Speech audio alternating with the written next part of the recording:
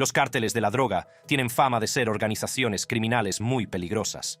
Los cárteles son conocidos por secuestrar, torturar y matar a las personas que se interponen en su camino. Y muchas veces, sus sicarios incluso se ríen mientras cometen tales actos violentos. Atravesar estas organizaciones como forastero puede ser peligroso, pero puede ser tanto o más peligroso traicionarlas desde dentro. Los miembros de los cárteles que delatan sus operaciones no suelen sobrevivir si sus antiguos aliados los atrapan. Los chivatos se llevan peor que los puntos. En 1985, Enrique Kiki Camarena fue secuestrado por sus compañeros del cártel de Guadalajara. Después, fue torturado y asesinado por varios hombres, entre ellos el jefe y fundador del cártel, Miguel Ángel Félix Gallardo. Antes de esto, Félix Gallardo había confiado en Camarena, así que porque el repentino y violento final de su relación. Fácil, Camarena se había chivado de los negocios del cártel. Camarena no era miembro del cártel, sino un agente encubierto de la DEA enviado para infiltrarse. Una vez que se ganó la confianza de los dirigentes de la organización, Camarena informó a las fuerzas de seguridad sobre varias plantaciones de droga importantes gestionadas por el cartel. Como suele ocurrir con los cárteles, Camarena fue castigado con la muerte. La muerte de Camarena desencadenó una investigación masiva sobre el funcionamiento de los cárteles de la droga en México, e incluso condujo a la captura y encarcelamiento de Félix Gallardo. Pero no fue ni mucho menos la última persona que perdió la vida por informar sobre los negocios de los cárteles. Pero demos un rápido paso atrás y hablemos de qué son exactamente los cárteles y cómo suelen operar. ¿Qué es un cártel? Un cártel es técnicamente un término genérico para cualquier grupo de fabricantes y proveedores que mantienen altos los precios de sus productos al tiempo que se esfuerzan por restringir cualquier tipo de competencia.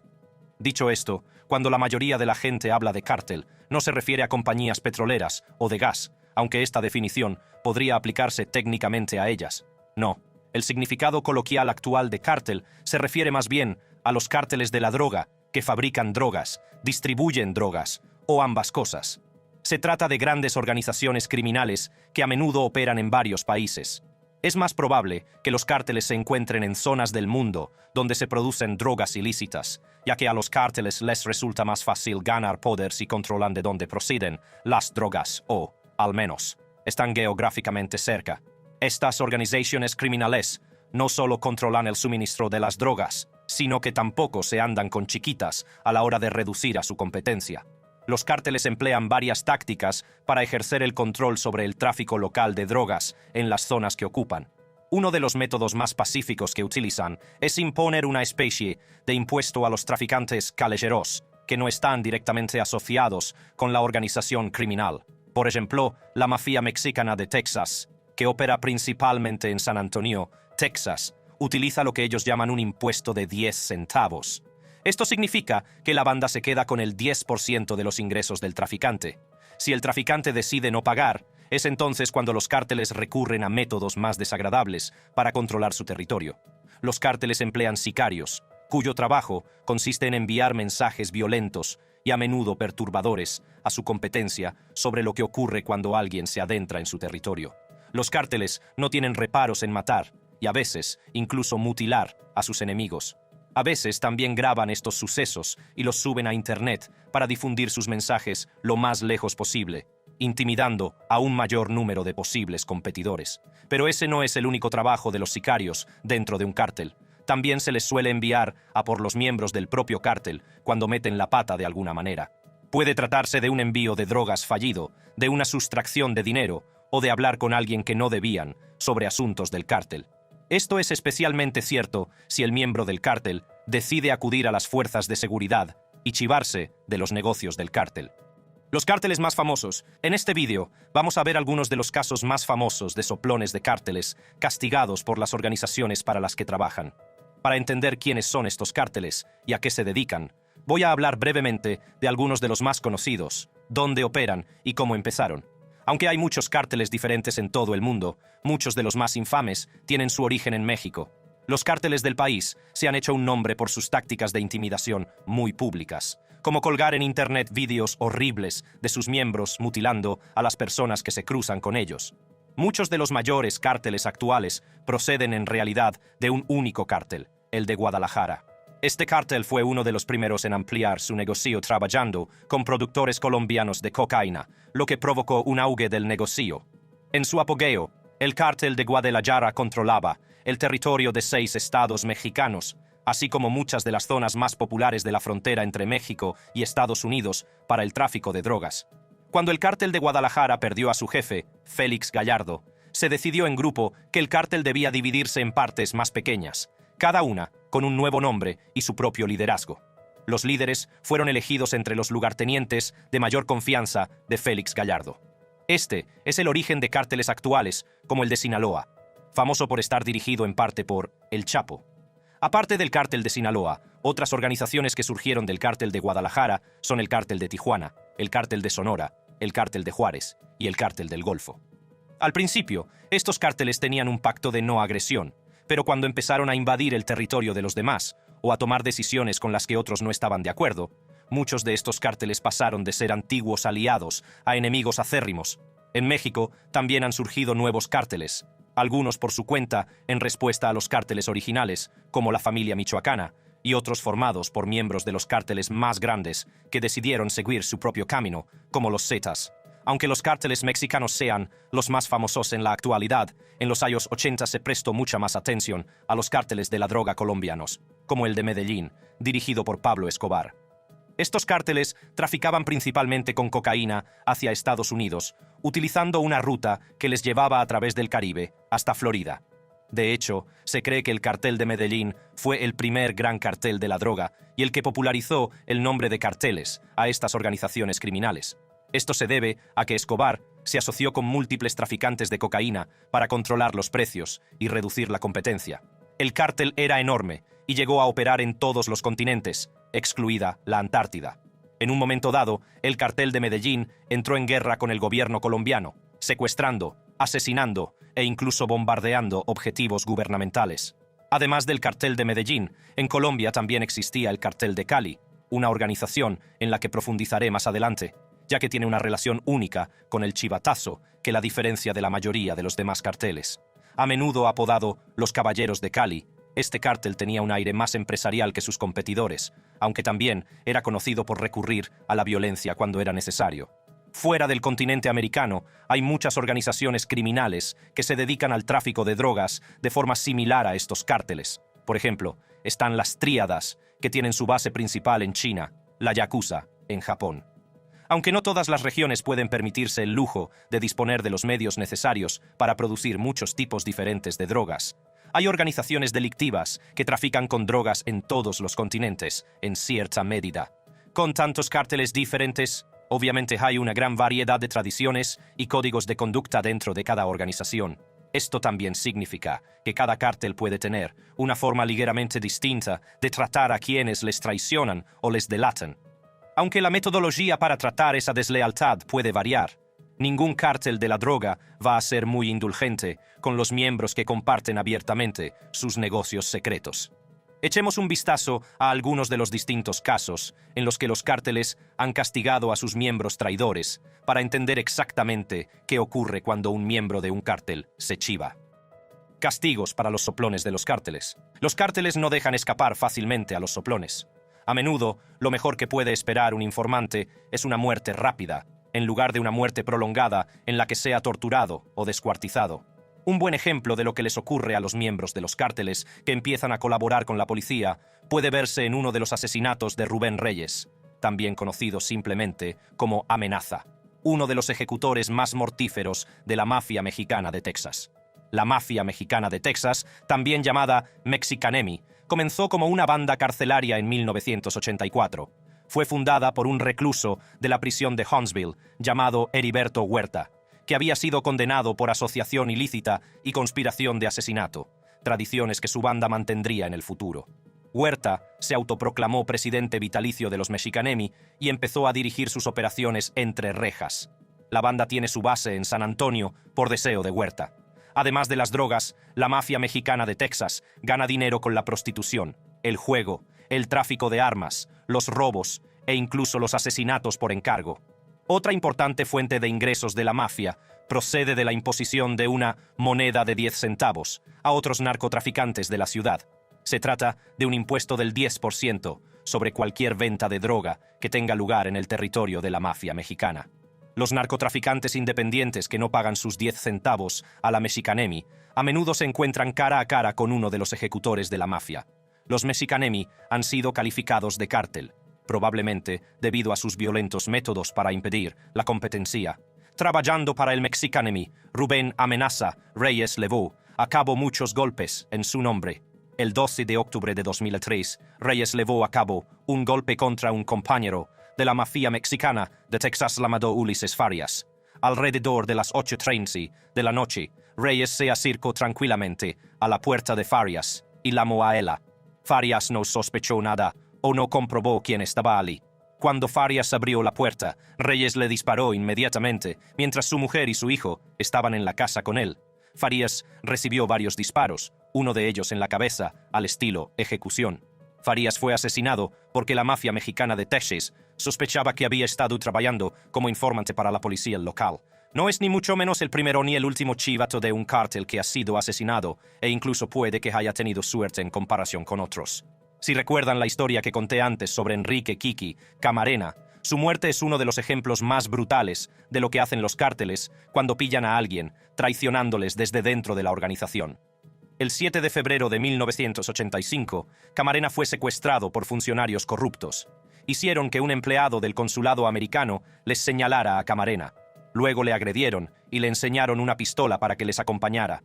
Camarena fue introducido en un coche y conducido al 881 de Lope de Vega, en Guadalajara, una residencia donde miembros del cártel de Guadalajara eran conocidos por torturar a personas. Se dice que torturaron a Camarena durante 30 horas, durante las cuales le rompieron la nariz, la mandíbula y el cráneo, además de otros huesos y costillas. También se encontró un agujero en la cabeza que sus torturadores habían perforado con un destornillador. Se encontraron pruebas de que Camarena había recibido drogas para garantizar que permaneciera consciente durante su prolongada tortura. Camarena murió probablemente por aplastamiento de la tráquea. La tortura de Camarena demuestra que los cárteles de la droga no se andan con chiquitas cuando se trata de soplones. No solo están dispuestos a matar a personas en las que una vez confiaron, sino que a veces también prolongan esa matanza de forma brutal. Los cárteles de la droga mexicanos tampoco son los únicos que tienen este tipo de actitud hacia los soplones. En las bandas de las tríadas, los miembros prestan juramento mediante una serie de rituales y juramentos. Uno de estos juramentos es: no revelaré los secretos de la familia Jung, ni siquiera a mis padres, hermanos o esposa. Nunca revelaré los secretos por dinero. Moriré por un enjambre de espadas si lo hago. Este grabado, titulado Chinese Secret Society or Triad's Punishment for Traitors, de 1884, también da una idea del violento final que aguarda a quienes renuncian a sus juramentos a su banda específica de la tríada. Esta falta de tolerancia hacia los informantes también puede verse en las organizaciones mafiosas, con sede en Estados Unidos. En 2018, el infame jefe mafioso James Whitey Bulger fue asesinado a golpes en prisión a la edad de 89 años. El hombre que lo hizo fue el propio exmiembro de la mafia Fotios, Freddy Gias, que afirmó haber matado a Bulger porque no le gustaba la gente que delataba a sus compañeros mafiosos. Whitey era una rata que mataba mujeres, probablemente sea así de simple. Fue la declaración de Gias sobre por qué asesinó a Bulger. David Hus, el abogado que antes había defendido a Gias, se presentó para apoyar esto como la razón más probable del asesinato. No delataría a nadie y no respetaba a nadie que lo hiciera, dijo Hus en una entrevista con Globe. Parece bastante claro que, en general, las organizaciones criminales y los cárteles no están contentos cuando uno de los suyos decide convertirse en traidor y dar información a las fuerzas del orden. Sin embargo, aunque los informantes o soplones se arriesgan mucho al dar la cara, hay ocasiones en las que hacerlo ha sido ventajoso para quienes lo hacen. A veces se trata de miembros de un cártel que deciden hacer lo correcto, otras veces es por motivos estratégicos. Sea cual sea la razón, la respuesta a la pregunta ¿qué les pasa a los miembros de un cártel que se chivan?, no siempre es tan simple como los matan, cuando el chivatazo funciona. Ahora bien, chivarse a las fuerzas del orden suele acabar de una de las formas más horribles para los miembros de los cárteles, como acabamos de ver. Sin embargo, hay una forma de que los cárteles pasen información a las autoridades que en realidad acaba ayudándoles. En lugar de que los miembros de la organización hablen con las fuerzas del orden sobre las actividades de su propio cártel, algunos cárteles han colaborado con agentes del gobierno contra sus rivales. Un buen ejemplo de ello es el cártel de Cali, en Colombia, que desempeñó un papel decisivo en el encarcelamiento de Pablo Escobar. El cártel de Cali decidió que lo mejor para su propio negocio sería pasar información sobre sus rivales a la DEA. A cambio, la DEA centró más sus esfuerzos en atrapar a Escobar y a los miembros del cartel de Medellín, mientras que el cartel de Cali gozaba de cierto grado de inmunidad. Por supuesto, una vez detenido Pablo Escobar, la DEA centró su atención en deshacerse también del cártel de Cali. De hecho, esto lleva a otro resultado relativamente positivo para un miembro del cártel que se chivó, Jorge Salcedo. Salcedo pasó de ser un miembro de alto rango del cártel de Cali al número 1 de su lista de a matar, cuando decidió traicionar a su antigua organización y convertirse en informante de las fuerzas del orden. Sabía lo peligroso que era lo que hacía y lo que le iba a costar, pero Salcedo demostró que a veces hacer lo correcto sale bien al final. Antes de pertenecer al cártel de Cali, Jorge Salcedo trabajaba como ingeniero diseñando carretillas elevadoras. Tiene 2 licenciaturas, una en ingeniería y otra en economía industrial, lo que le confiere una educación más formal que el típico miembro de un cártel. En la década de 1980, Salcedo empezó a servir en el ejército, donde tuvo éxito en contrainteligencia. Su formación en ingeniería le convirtió en un experto en vigilancia electrónica y demostró ser una gran baza. A medida que avanzaban las guerras del narcotráfico en Colombia, los militares del país se mostraban más escépticos con su gobierno, a menudo corrupto. Salcedo fue reclutado como parte de una misión secreta no aprobada por los militares para contratar mercenarios europeos y utilizarlos para atacar a guerrilleros de alto perfil en Colombia. Sin embargo, la misión acabó siendo abandonada justo antes de ponerse en marcha. Se corrió la voz de su implicación en la operación y acabó siendo convocado para reunirse con uno de los jefes del cártel de Cali, Miguel Rodríguez Orejuela. Según Salcedo, tuve que ir. No era una invitación que pudiera rechazar. En Colombia, incluso la gente honesta tiene que tratar con los cárteles. Así fue como Salcedo se involucró en las operaciones del cártel de Cali. Orejuela y su hermano querían que Salcedo utilizara las habilidades que había perfeccionado en el ejército para ayudar a acabar con Pablo Escobar. Salcedo trabajó con el cártel de Cali durante algún tiempo e incluso les ayudó en varios planes de asesinato contra Pablo Escobar. Esto le obligó esencialmente a seguir formando parte de la organización, ya que el gobierno le arrestaría por estar implicado con el cártel, y los miembros del cártel de Medellín querían matarle por su participación en el intento de asesinar a Escobar. Con el paso del tiempo, su pertenencia al cártel de Cali le hizo ganar más confianza y responsabilidades. Sin embargo, Salcedo llegaría a su punto de ruptura al presenciar algunas de las acciones más violentas del cártel. Salcedo decidió que había llegado el momento de enfrentarse al cártel de Cali, cuando se vio obligado a presenciar cómo un matón del cártel estrangulaba a 4 presuntos informantes. Empezó a ponerse en contacto con las autoridades estadounidenses para que le ayudaran, pero no le tomaron en serio la primera vez. Salcedo tardó en ganarse la confianza de las autoridades estadounidenses, y las cosas empezaban a irle mal en Colombia. Por suerte, Salcedo pudo ayudar a las autoridades a capturar a uno de los hermanos Orejuela, y finalmente fue puesto bajo custodia protectora junto con su familia. La información facilitada por Salcedo contribuyó a la detención de los 2 hermanos Orejuela y al desmantelamiento del cártel de Cali. Salcedo sigue en el Programa Federal de Protección de Testigos de Estados Unidos. Aunque perdió la posibilidad de vivir en su país de origen y debe utilizar una nueva identidad el resto de su vida, la historia de Salcedo sigue siendo uno de los casos más positivos de un miembro de un cártel que se convierte en informante. En un mundo en el que la mayoría de los soplones de los cárteles acaban muertos de formas bastante horripilantes, estar vivo y sano mientras su antiguo cártel se derrumba es lo más parecido a un final feliz que Salcedo podría haber pedido.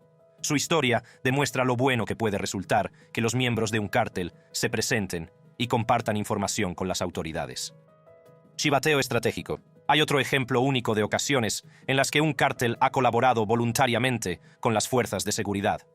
En marzo de 2023, 4 estadounidenses viajaban a México en busca de asistencia médica que no podían obtener en Estados Unidos. Hay un vídeo que muestra a los turistas viajando en una furgoneta blanca cuando, de repente, unos hombres armados abren fuego contra ellos. A continuación, sacan a los 4 estadounidenses de la furgoneta y los meten en la parte trasera de una camioneta. Tras ser trasladados de un lugar a otro para evitar que fueran encontrados, las víctimas del secuestro fueron finalmente encontradas en una choza a las afueras de Matamoros.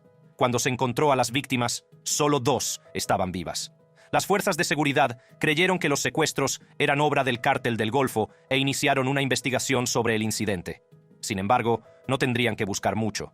En un movimiento inesperado, los miembros del Grupo Escorpiones, una sección armada del Cártel del Golfo, se disculparon por el incidente e incluso entregaron a los miembros responsables del secuestro y los asesinatos. Los 5 hombres responsables del incidente fueron encontrados por las fuerzas del orden con bolsas en la cabeza y una nota en la que se decía que los entregaban por violar la política del cártel de no hacer daño a personas inocentes. La nota también incluía una disculpa a los supervivientes y a las familias de las víctimas. Aunque puede que esto no se clasifique como chivatazo en el sentido tradicional, no deja de ser el cártel entregando a sus propios miembros a las fuerzas del orden. Así que, ¿por qué lo harían? Bueno, parece que hay un par de razones por las que el Grupo Escorpión querría entregar a los miembros responsables. Por un lado, este secuestro fue de alto perfil y fue noticia internacional. Esto aumenta el escrutinio sobre la actividad de los cárteles en México. Varios políticos estadounidenses, entre ellos Lindsey Graham, han señalado el incidente como una razón para que el ejército de EEUU se involucre en México. Graham quería que los cárteles de la droga fueran etiquetados como organizaciones terroristas extranjeras. Aunque esta medida fue recibida con duras críticas por parte del gobierno mexicano, es probable que el Cártel del Golfo no quisiera arriesgarse a tener que enfrentarse tanto a las fuerzas del orden locales como a las potencias militares extranjeras.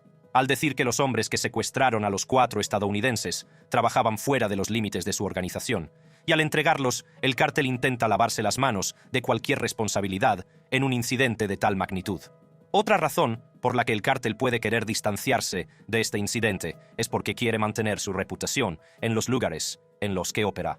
Aunque a los cárteles les gusta enviar mensajes intimidatorios a sus enemigos, muchos también intentan salvar la cara ante el público en general. En ocasiones, los cárteles se han caracterizado por defender la idea de que sus acciones obedecen a un sentido de la justicia. Por ejemplo, la familia michoacana comenzó con la promesa de devolver el orden a su estado natal, Michoacán. Otros cárteles han utilizado un lenguaje en el que se presentan como justicieros cuando matan a miembros de bandas rivales. Es una forma de que los cárteles se hagan pasar por buenos para las comunidades en las que operan. Si se supiera que un cártel como el del Golfo mata y secuestra a gente inocente con regularidad, les resultaría más difícil atraer a la población local para que trabaje con ellos o se una a ellos. El chivatazo puede ser la única salida ante la realidad, a menudo violenta, de lo que les ocurre a los miembros de un cártel que se chivan y son detenidos. Puede que te preguntes por qué un miembro de un cártel decidiría actuar como informante para las fuerzas de seguridad, y es una pregunta justa. Pues bien, no todos los que trabajan en un cártel lo hacen por voluntad propia. Al igual que Jorge Salcedo, muchas personas se ven obligadas a unirse a un cártel y luego se dan cuenta de que no pueden abandonarlo porque están siendo perseguidas tanto por las fuerzas de seguridad como por bandas rivales. En estas situaciones, delatar a su antigua banda y proporcionar información relevante puede ser la única salida. Antes les hablé de Rubén Amenaza Reyes, que mató a su compañero de la mafia mexicana de Texas por colaborar supuestamente con la policía. Pues bien, Reyes en realidad acabó acudiendo a la policía y convirtiéndose él mismo en informante cuando necesitó una salida de su banda. A pesar de ser un miembro de alto rango y aparentemente muy leal a la banda, con el tiempo las tornas se volvieron en contra de Reyes. Por razones desconocidas, la mafia mexicana de Texas ordenó un golpe contra él, que estuvo a punto de llevarse a cabo. En noviembre de 2014, Reyes fue tiroteado por un compañero de la banda. Temiendo por su vida, Reyes acudió a la policía para entregarse y admitir las cosas que había hecho mientras trabajaba con la mafia. Rubén Amenaza Reyes fue condenado a cumplir 5 cadenas perpetuas consecutivas por sus delitos. El juez superior de distrito de EEUU, David Alan Ezra, también recomendó que Reyes cumpliera su condena en una prisión de máxima seguridad de Florence, Colorado, donde se recluye a delincuentes de alto perfil como el Chapo. Los reclusos de este centro suelen permanecer aislados durante largos periodos de tiempo. lo que hace que su estancia sea mucho más difícil de soportar. Sin embargo, esto también significa que Reyes tiene menos probabilidades de encontrarse con otros miembros de la banda que podrían estar buscando terminar el golpe contra él desde detrás de las rejas. Como hemos dejado bastante claro, convertirse en informante cuando estás en un cártel puede ser un riesgo enorme, pero personas como Reyes demuestran que es un riesgo calculado. Cuando los miembros ya saben que van a ser asesinados o algo peor por su propio cártel, tienen un incentivo bastante fuerte para intentar conseguir un mejor trato de las fuerzas del orden. En última instancia, lo que les ocurra a los miembros del cártel que se chiven dependerá de la suerte que tengan y del valor de la información que compartan con las fuerzas del orden. Gracias por vernos hasta el final. Si quieres saber más sobre el peligroso mundo de los cárteles, consulta los vídeos que ves ahora en pantalla.